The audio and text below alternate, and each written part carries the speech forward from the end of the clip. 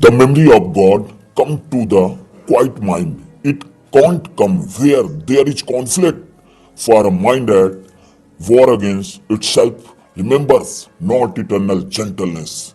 The means of war are not the means of peace, and what the warlike would remember is not love.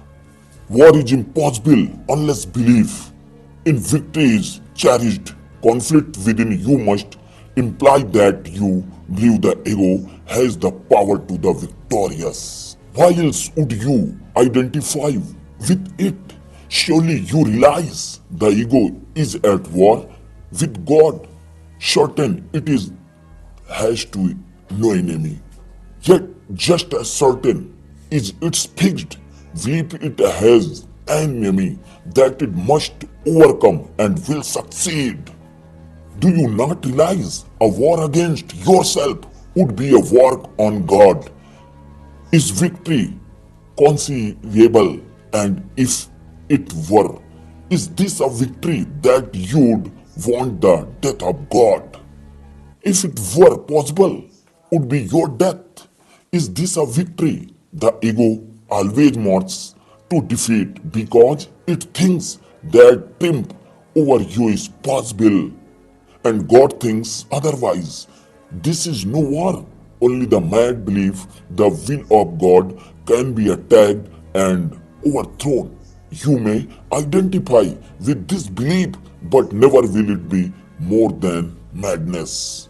And fear will reign in madness and will seem to have replaced love there.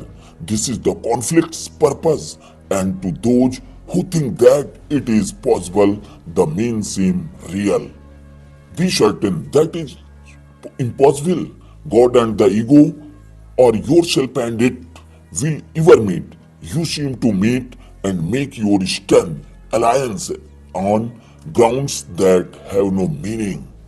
For your beliefs converge upon the body, the ego's chosen home, which you believe is yours. You meet at a mistake and error in yourself, a parasol.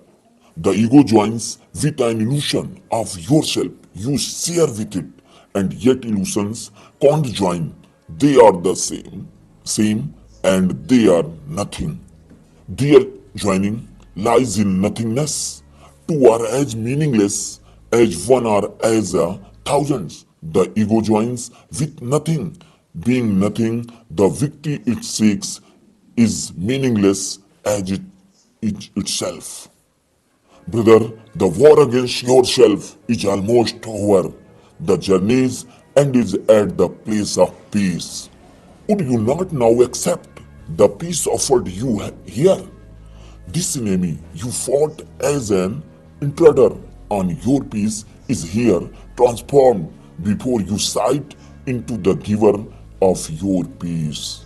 Your enemy was God Himself, to whom all conflict, triumph, and attack of any kind are all unknown. He loves you perfectly, completely, and eternally.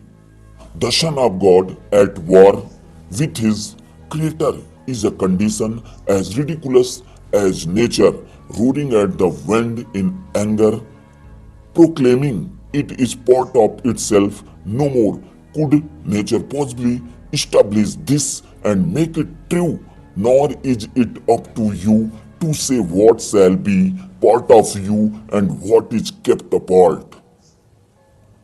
The war against yourself was undertaken to teach the Son of God that he is not himself and not his father's son. For this, the memory of his father must be forgotten. It is forgotten in the body's life, and if you think you are a body, you will believe you have forgotten it. Yet truth can never be forgotten by itself, and you have not forgotten what you are. Only a stern illusion or yourself, a wish to triumph over what you are, remembers not. Is no conflict between them and the truth, nor are they different from each other.